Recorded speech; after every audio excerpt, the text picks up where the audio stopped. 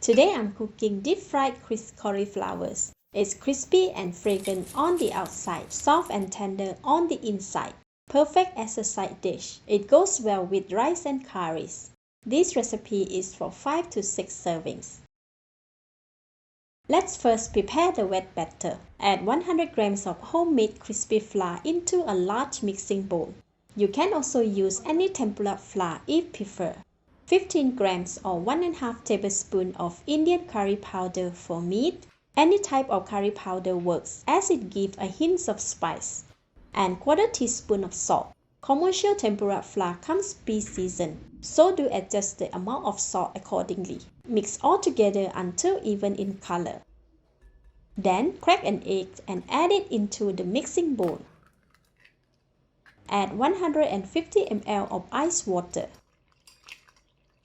Mix until well combined and even in color and consistency. We want the batter to be thin enough to drip from the whisk when we lift it up. Set it aside. Place a stainless steel pan on the stove over medium heat. Pour 700 grams of cooking oil, or just enough for deep frying the cauliflower. Sometimes the oil will coagulate when it is kept for some time, and the lumps will dissolve once heated. This is normal. Let it heat up for about 8 minutes or until hot while we prepare the cauliflower. I am using 500 grams of cauliflower today. With a sharp knife, cut it into smaller pieces, about the width and length of your thumb. This increases the surface area so more batter can stick to them. This reduces the water content of each piece as well. Put the cut cauliflowers into a separate basin or directly in the mixing bowl with the wet batter.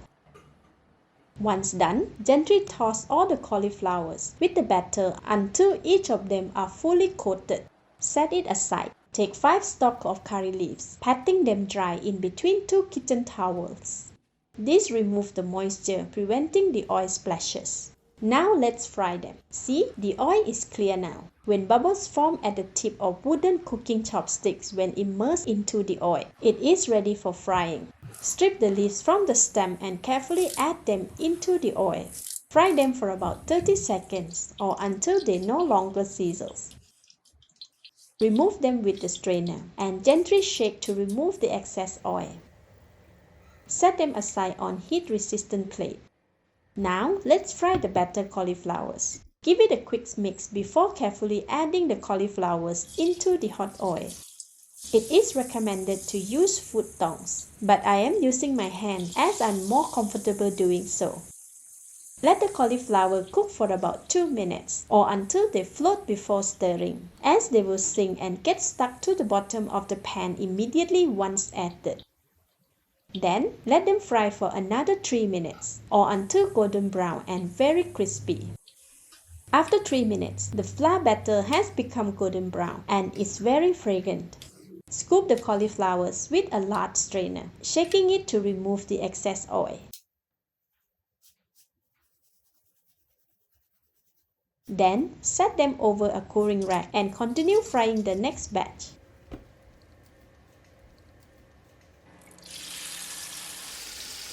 As there is some leftover batter, I decided to spread them around the pan for some extra crispiness.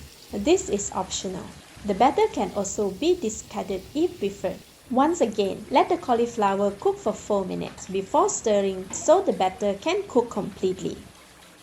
Then continue frying for another 4 minutes or until all the batter is evenly golden brown and crispy.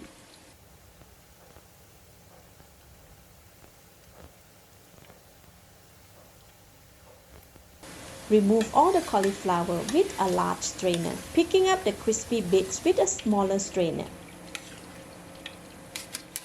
Shake gently to remove the excess oil and let them rest in the cooling rack for a short while. Switch off the heat. Next, transfer half of the deep fried crisp cauliflowers onto the serving plate.